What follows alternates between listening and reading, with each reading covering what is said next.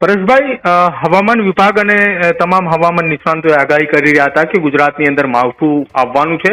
એ માવઠું પણ આવ્યું, ખેડૂતોને મોટા પાયે નુકસાન પણ થયું. હજુ પણ પરેશભાઈ ખેડૂતો ચિંતિત છે.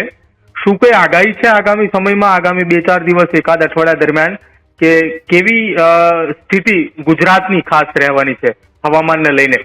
વરસાદ પડી શકે છે કે પછી તડકો વધારે આવવાની શક્યતા?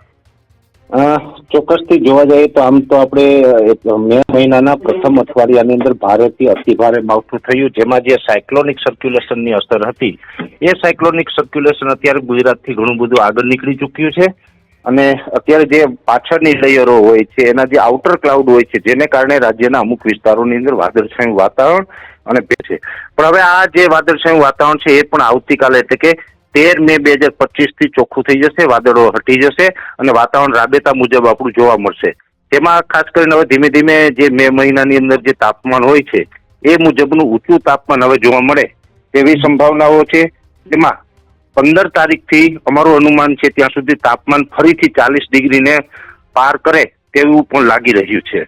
એટલે અત્યારે જે સાયક્લોનિક સર્ક્યુલેશનને કારણે જે તાપમાન ઘટેલું હતું એ 35 થી લઈને 37 ડિગ્રી હતું, હવે એની જગ્યાએ તાપમાન છે 40-42 ડિગ્રી જોવા મળે તેવું અનુમાન છે. એટલે તાપમાન છે ઊંચું જશે.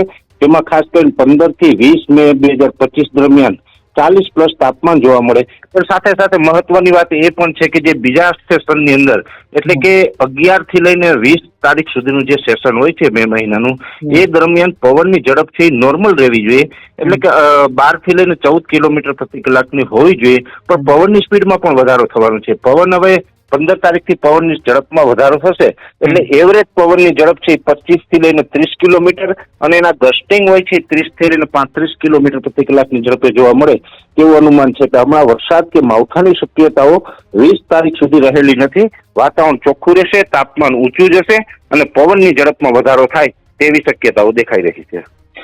પરેશભાઈ, પવનની ઝડપની અંદર જો વધારો થાય તો આગામી સમયમાં જેમ ખેડૂતોને વરસાદના કારણે પાકની અંદર નુકસાન ગયું, તો પવનની ગતિ એ દરિયા કિનારાવાળા વિસ્તારની અંદર સૌથી વધુ જોવા મળશે કે પછી એ અંદરના જે વિસ્તારો આવે, અમરેલી છે, સુરેન્દ્રનગર છે, આ વિસ્તારોની અંદર વધારે જોવા મળશે?